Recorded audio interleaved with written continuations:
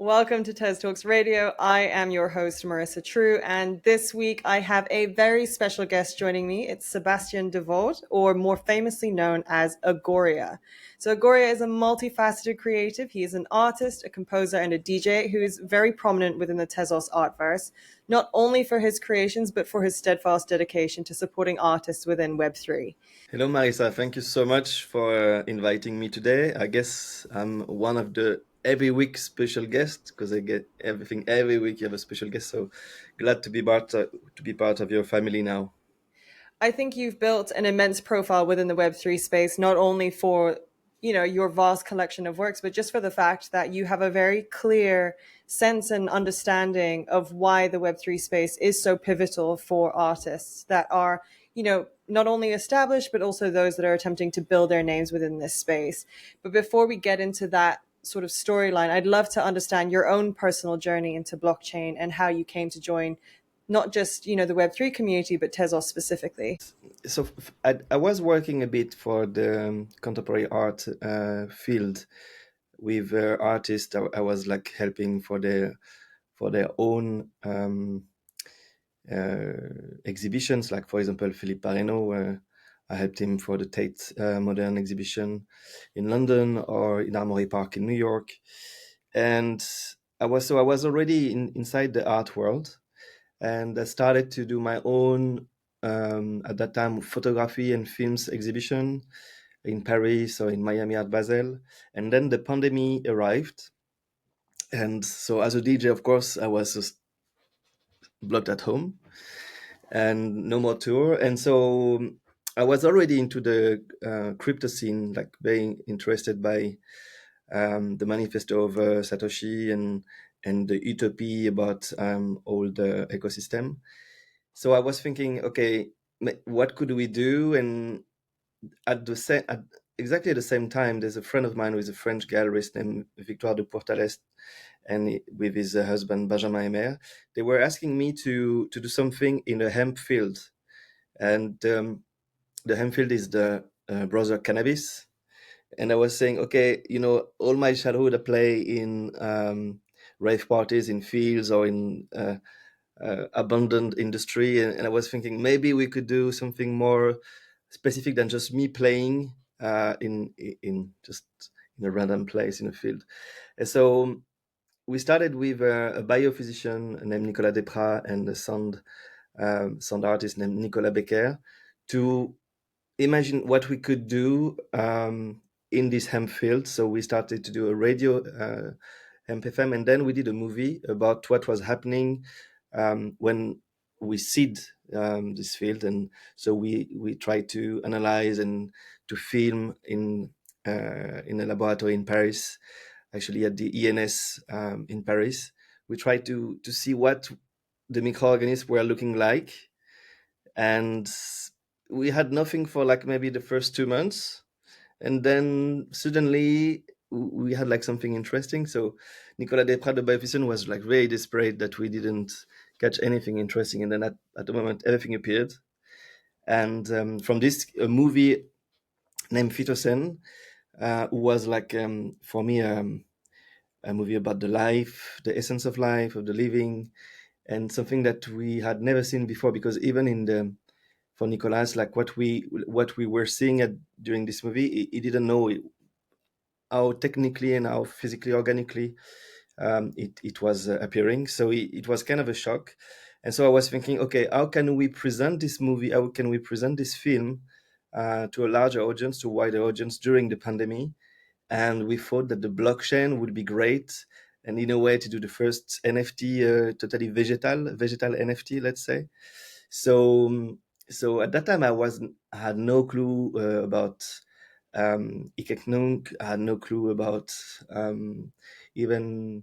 I was new. I knew at that time super rare and one of the and very very basic things like foundations, and but we went through a auction house through Philips, and it was my very first uh, mint on the blockchain. But it was through a classic auction house, and from that, then I started to know everyone, and I, and then I felt into the love of minting and presenting works and all that. I guess we're gonna speak today. But then I did my first other means. I think was from foundations, and then I went to Tesos.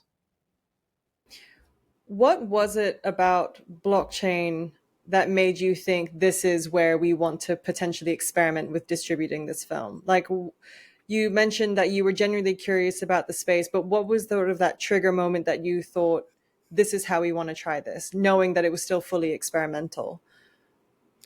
I guess because I wanted, and this is actually also the day where biological generative art popped up in my mind. I mean, to merge the living, the complexity of the living systems and the code.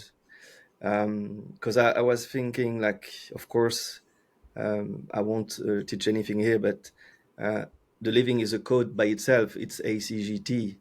And so I was thinking to mint a film about the living and about the code into a code that was making more sense than just showing this movie, I don't know, in Centre Pompidou or Palais de Tokyo in Paris or wherever, a place that it should have been focused at that time. But I was thinking, no, we need to show this movie through the blockchain and to make it like a digital NFT, and that was kind of my approach to this and why I decided to show it through a blockchain more than into a gallery. But to be fair, we did show it also in a gallery in Paris, also at that time, but just for very few happy few and lucky few that they could be able to visit during this period. And what was sort of the experience of having that art received in two very different dimensions or very different realms? Like, what was the reception of it for your, I guess, the blockchain community versus those that got to experience it within a gallery? I think nobody knew anything. It was just the beauty of experimenting. That was the beauty of it, and Philips gave us like the whole auction house, in Paris, and we had like few weeks of exhibition there, also in London. But to me, the topic of just minting, um, let's say, a movie about cannabis, about hemp in the blockchain, and actually seeing it's a 7-minute movie, and I think it's a beautiful. As as far as I'm concerned, it's a beautiful movie to see how the living it's developing in from the birth to the final explosion. I think it's worse to be on the blockchain. To be honest, I think that's one of the film and one of the project I did that had it to be on top of all on the blockchain. So then, learning from that experience, what else did blockchain enable you to do as an artist as you began to experiment more creatively with various mediums? Like, what did blockchain enable you to do that perhaps you weren't as able to do as an artist before? So there is all this, of course, this thing of being directly in connection. Um, but I think nowadays we also see how difficult it is for most of people, because like when there is kind of a big audience bubble, everybody is looking at what you're doing, and that looked kind of easy for maybe for many of the people just to show something, to get attention of it.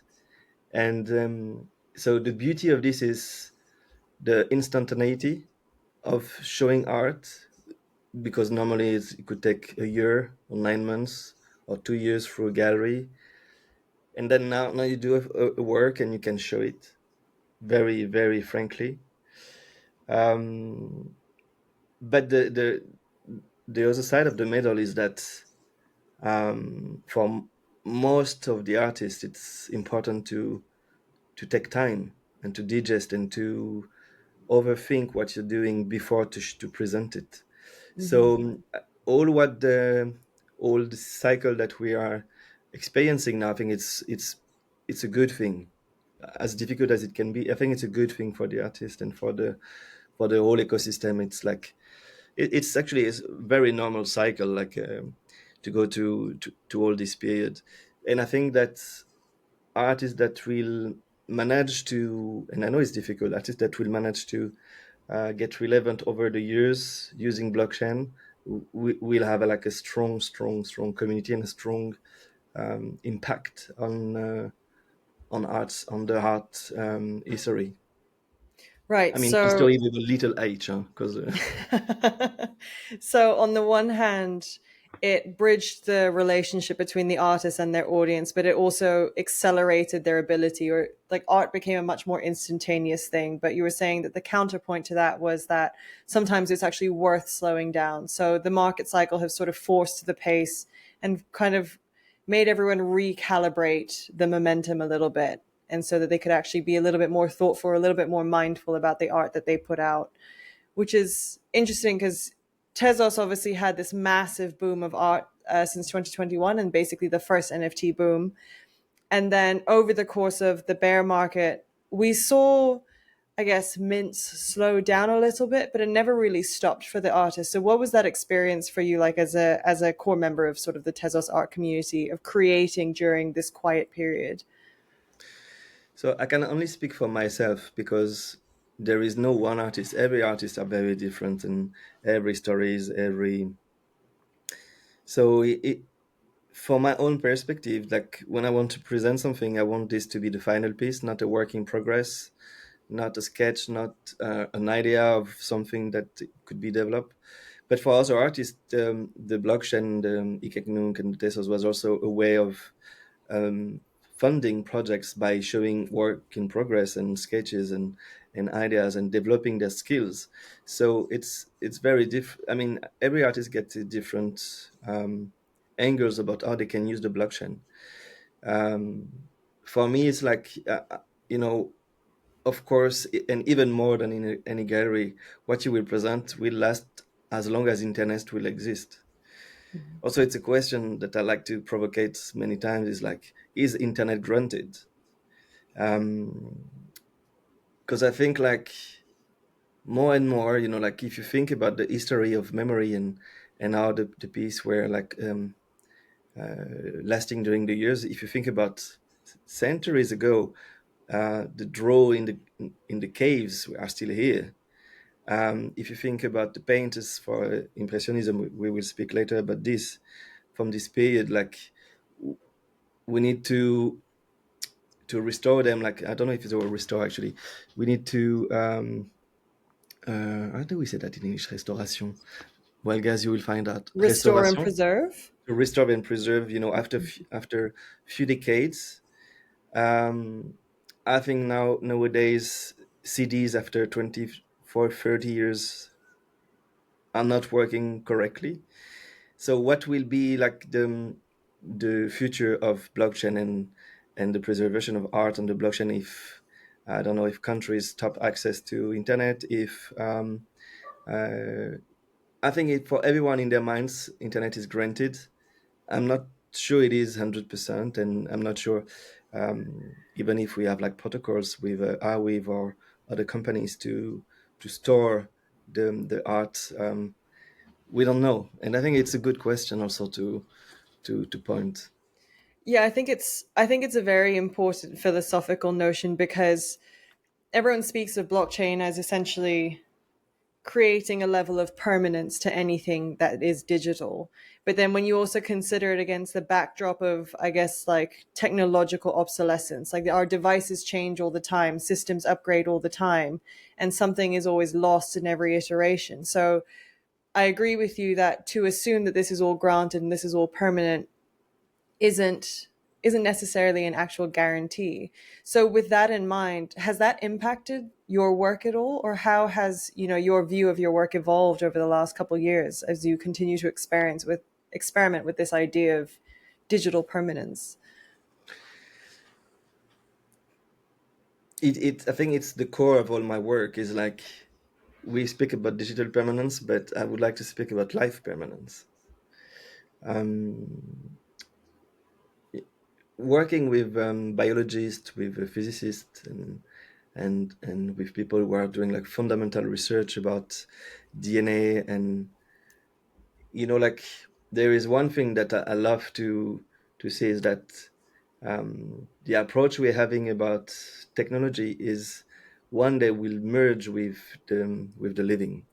And this is all my work is to tend, like, because we tend to oppose always the physical and the digital, to oppose the code and the complexity of the living. And I feel they will tend to merge each other.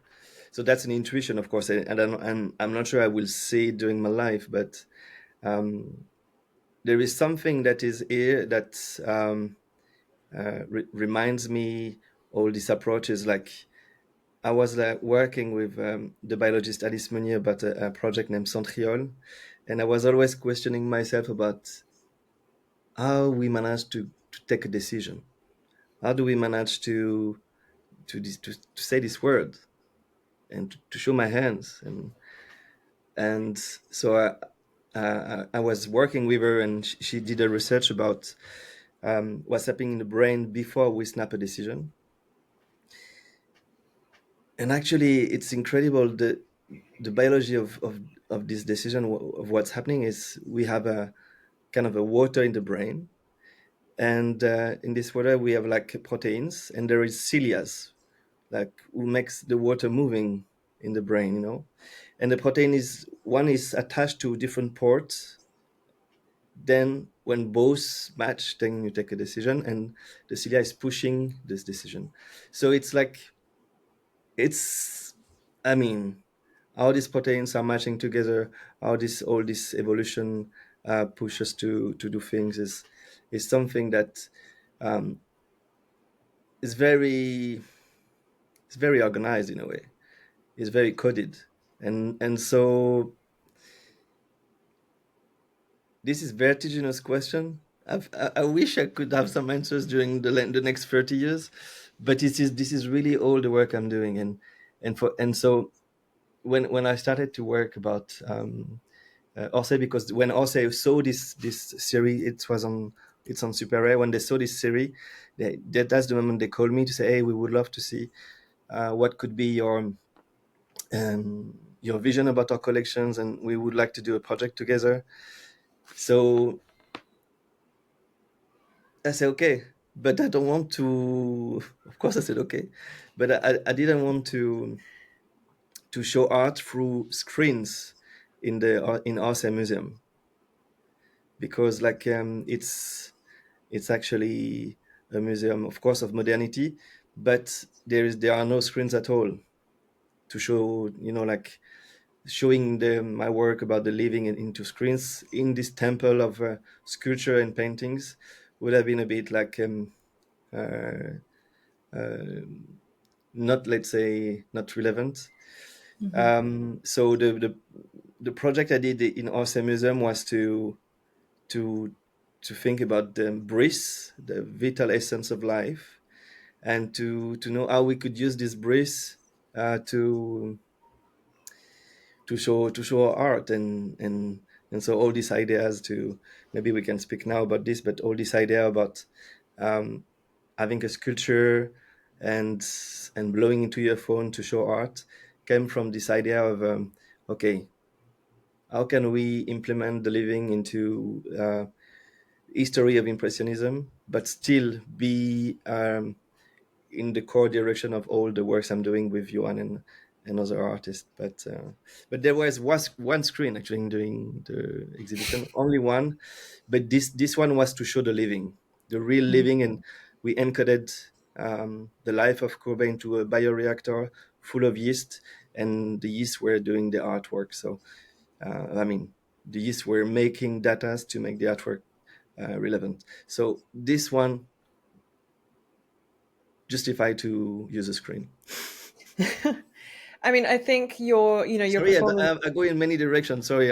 No, you touched on a lot of really important themes, because I think your performance or your exhibition at Musée d'Orsay was a landmark moment. It was this meeting of the worlds between traditional and digital creativity, but also this organic matter, like almost themes of memento mori, but in a much more unique and fundamental way, because it was to do with like core organic matter. Um, and I think it's given, we touched upon impressionism a few comments back, and so there's a lot of infusions of different disciplines when it comes to how you'd like to convey your message through your work. So, how did you actually, what was the thinking process like of reconciling all of these different themes and ideas? Oh, but it comes after 2 years of work. I was speaking before about digestion of ideas, and taking the time of thinking if the project is right, and changing it, because we changed the project 2 3 times during this period.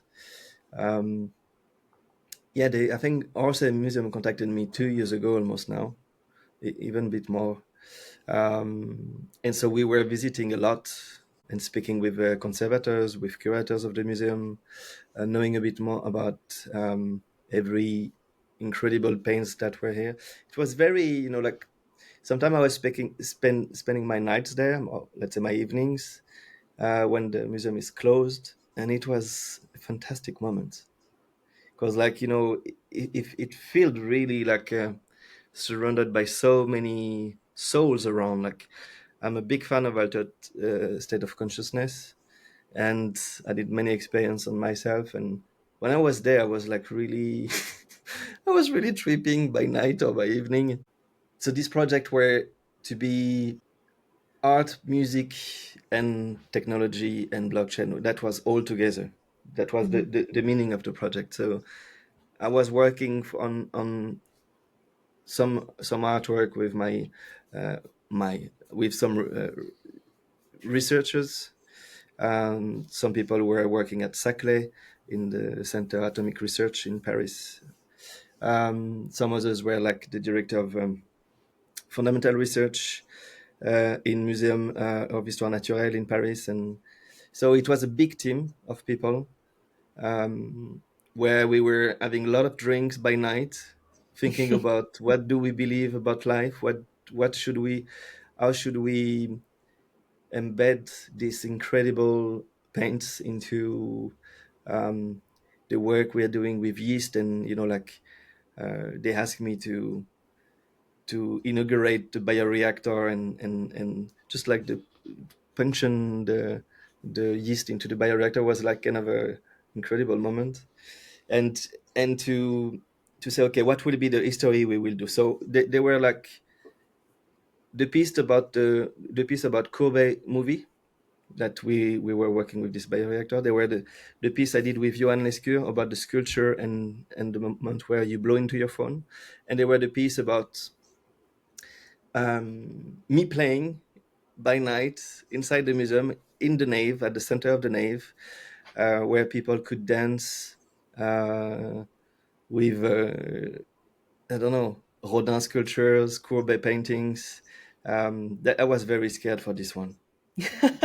Very scared because, like, just the day before, Virginie Donzo, who were the commissaire d'exhibition, she the curator, she told me, like, oh, the last acquisition of the museum is this piece, this sculpture, and I think it costed 31 millions of euro. And then I calculate that maybe there were 200 sculptures around me in this place, and I don't know if someone pushed something or if the vibration of the music. I mean, I was like, hopefully everything will go well. Otherwise, from an amazing idea, an amazing project, then the DJ would destroy the Orsay Museum. And then I was like a bit scared about that.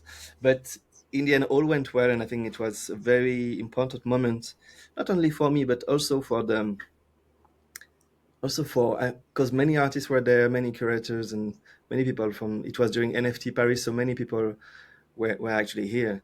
And it was a really, really good moment to see that if I was on stage, it was also a moment where it federates for all the scene that, all what we were working, being, let's say, validated by institution.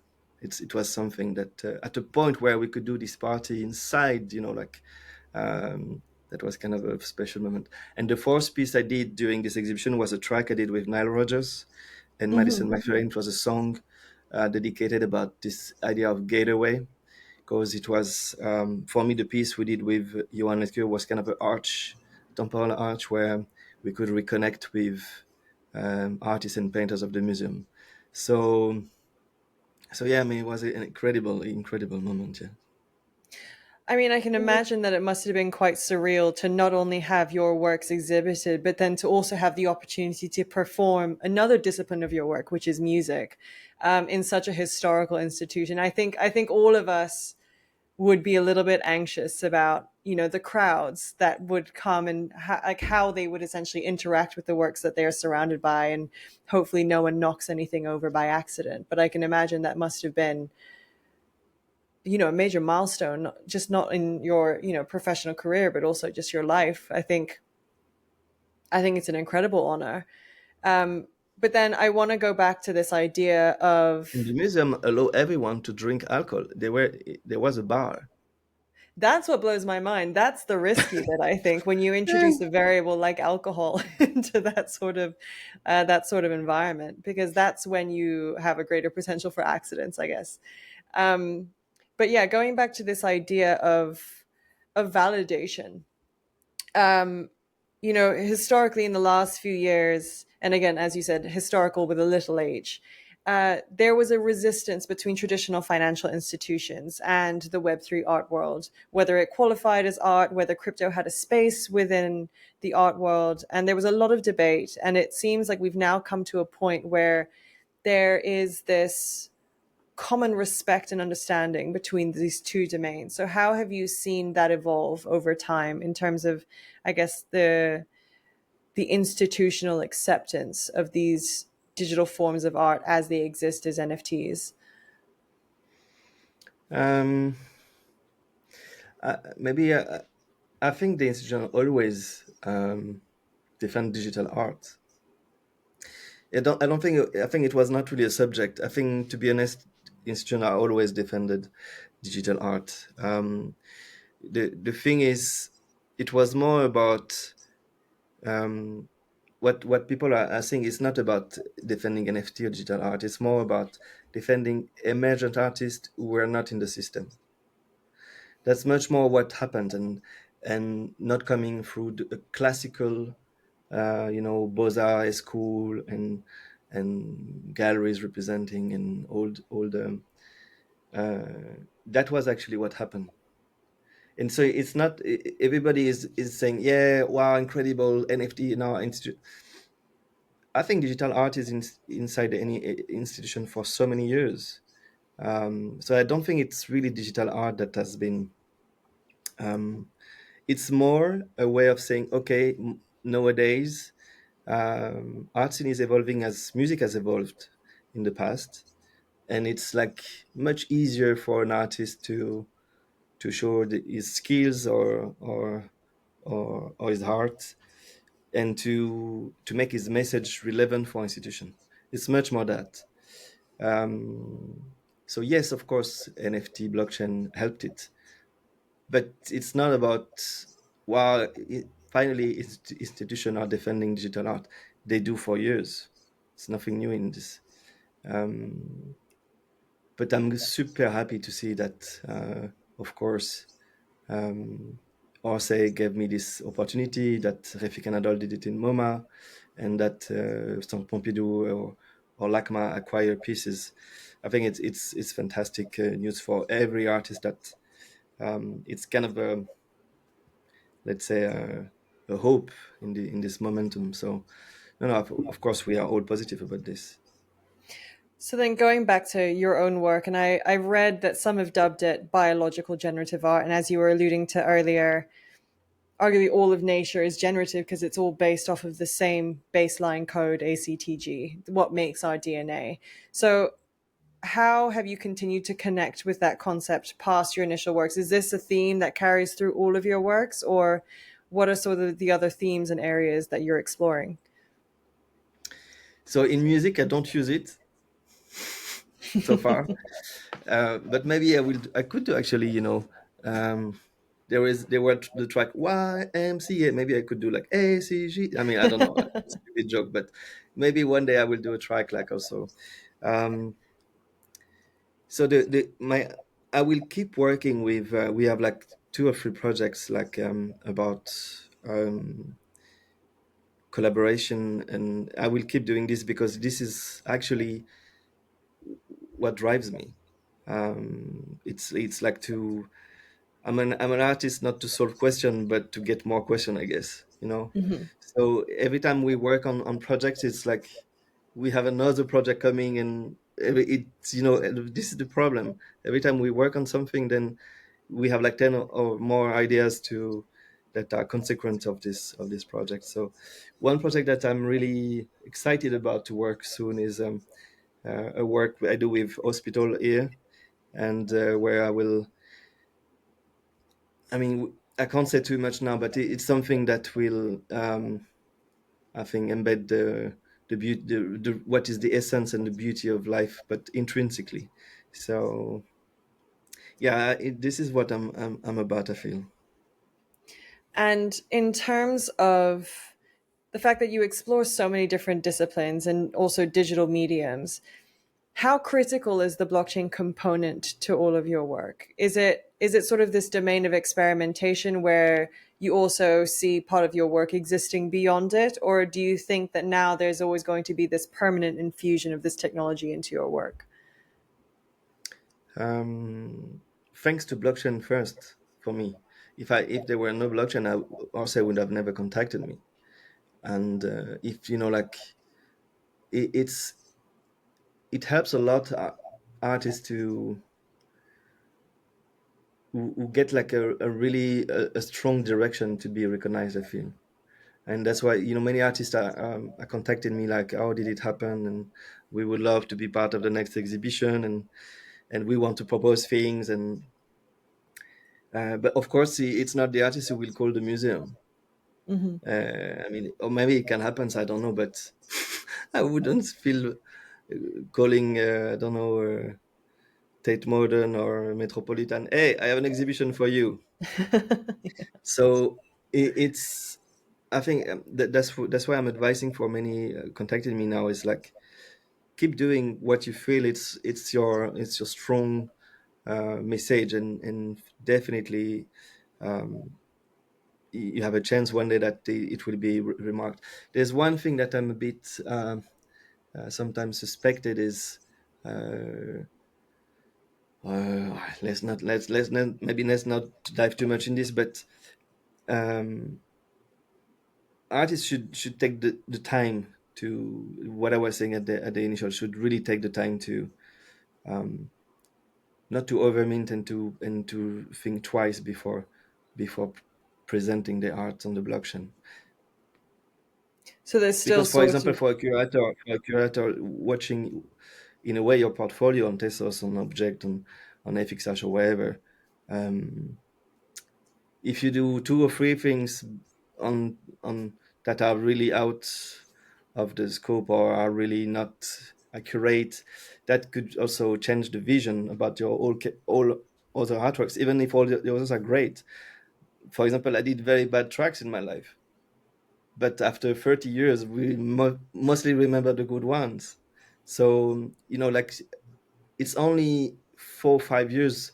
I'm not speaking about the birth of digital art, but this this scene, this the scene we are speaking here, this it's 5 6 years of life. It's really really really new. It's just the birth of it. So when we speak about evolution, about this, it's just getting started. Mhm. So I So guess don't in be too that much in a sense, rush. yeah, there's a value to scarcity that still exists, or at least, before you should self curate the work that you actually put out there to basically deliver your work with a certain level of intent rather than just trying to produce as much as possible for the sake of, as much attention or traffic or exposure as possible online. Is that sort of what you're driving at? Mhm. To Yeah. basically bring a level of mindfulness to the exercise and realize that this is just because the internet is a limitless space does not mean that there is space for limitless works. There should be intent and purpose behind what you produce and what you choose to publish. Otherwise, I guess it all gets sort of lost in the noise. 100%. Yeah. I also think it's very interesting just You because. said much better than I with my English. You said much better than I. No, I mean I wouldn't have been able to phrase it without your input. I wanted to go back to one of the points you raised earlier, which was this idea of we cannot take the permanence of the internet for granted. And it's always raised the question to me of the relationship an artist has with the blockchain and the blockchain communities that exist on it, and sort of where it begins and where it ends, which I guess is what drove me to ask you, do you see blockchain as a permanent feature of all of your work going forward? Um, is there sort of a limit to the relationship of where blockchain can work with your art? And if so, where is it? Or is this something where there's always just going to be this permanent fusion, where there should always be some kind of digital representation of the work, even if it's not a part of the piece itself, but just, I guess, the proof of provenance of it? It's funny you saying this because one of the OCPs, Sigma Lumina, so the sculpture, Hmm. initially with Johan Lescure, we wanted to, and it was his first desire actually to Johan when we were speaking about this sculpture was this sculpture to be a sovereign network by itself. So we wanted this sculpture, even if internet were, for example, I don't know, gutted and not work anymore, the sovereign network of the sculpture would keep working.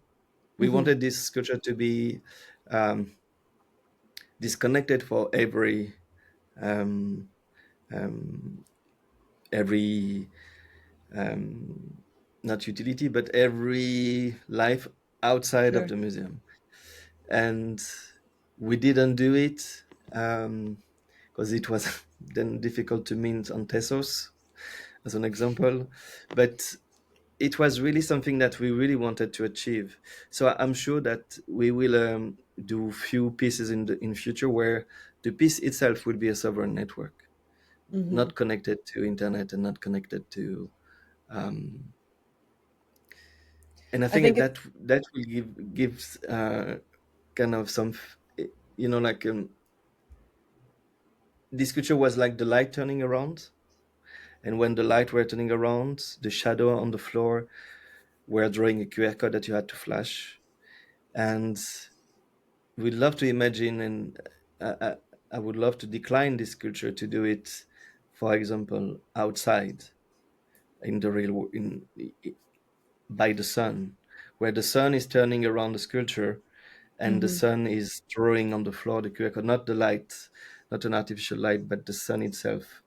And this with a sovereign network would be like a forever piece. And this hmm is something that I'm really, really into.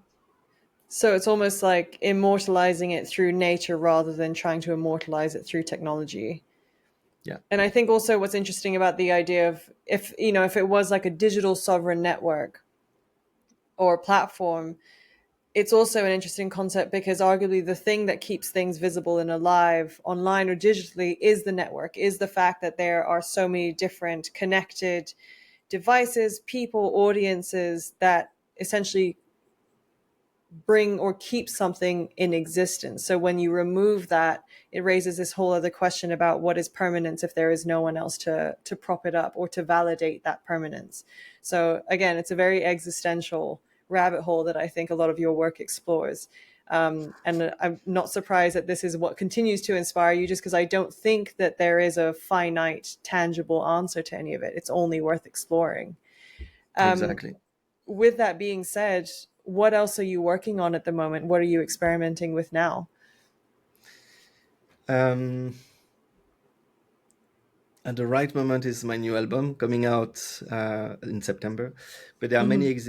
the thing is, my exhibitions are taking like a year or 2 years of work.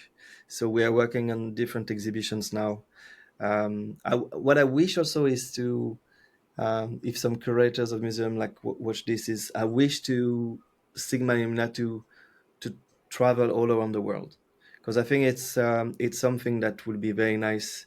Like some museum contacted us in Korea or in Dubai, or just also it could be with impressionism pieces, but it could be with the DNA of the museum too, because we can adapt Hmm. the output of the artworks depending of every museum. So that's something that I'm really into at the moment. I'm I'm like I'm just back from Vatican City, Hmm. I was at the academic science of Vatican the last week with Ina Moja, who organized this, and uh, and there is a nice project coming from this too. It was, whatever your now you could feel that I don't believe much in gods, and of course, doing all this research, then it can only be my answer. But when you go to Vatican City and you're surrounded by all this energy, like whatever your faith and belief, there is something happening too, and this push you to create new project that we Hmm. will try to defend some causes with our artworks with them. That was kind of beautiful moment last week. Yeah. So it's kind of like, regardless of your spiritual disposition, What a what you year! mentioned. When I speak, what a year! It was like awesome. I spoke to United Nations a year ago. Then now I was at the Vatican City. It's like it's an incredible year. It's You a were asking massive me also journey. before. Yeah. You But were I speaking before about blockchain and what it can enable us, and what how important was it to your life. I mean, answer is incredible.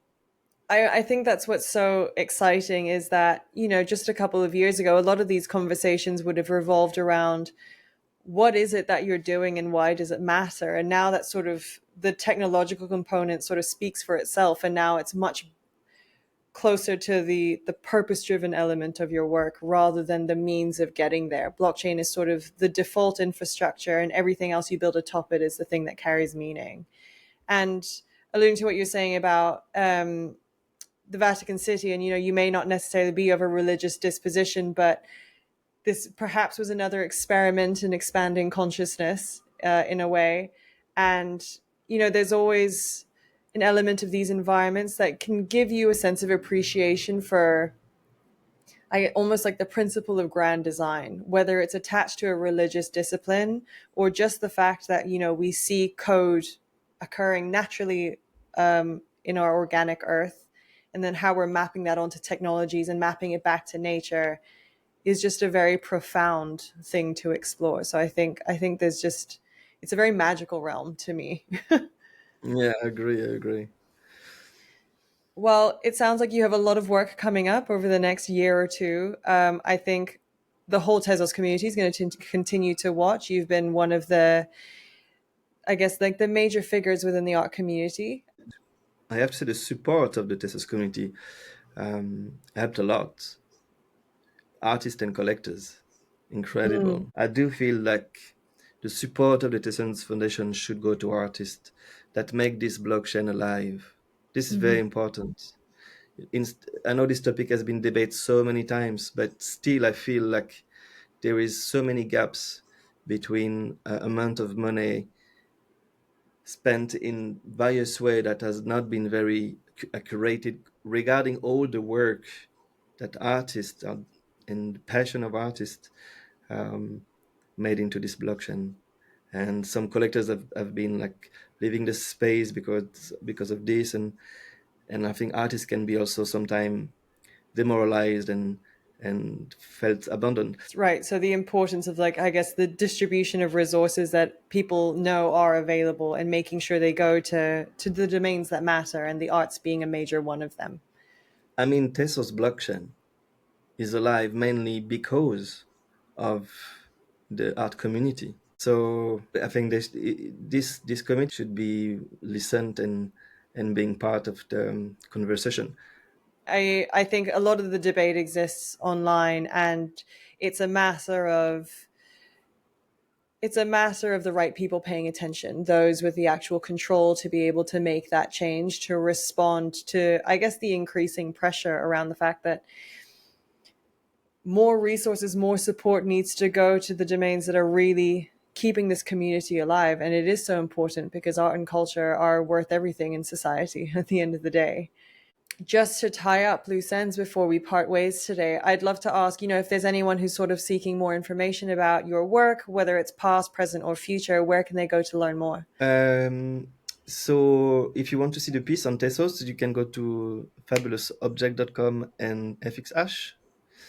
And otherwise, I have a website, but I don't think it's very. Actually, let's update the website, and then that will be the answer. So you let us know once the website is updated, and then we'll redirect everyone there. But Well, Seb, otherwise, no, you can go on all social networks, and I try to be as available as possible. Seb, thank you so much for all of your perspectives today. It was really fascinating to learn about your work and also just your perspectives of the interplay between nature and technology. And hopefully, it won't be too long before we speak again. So, thank you. Thank you, Marisa. Speak very soon.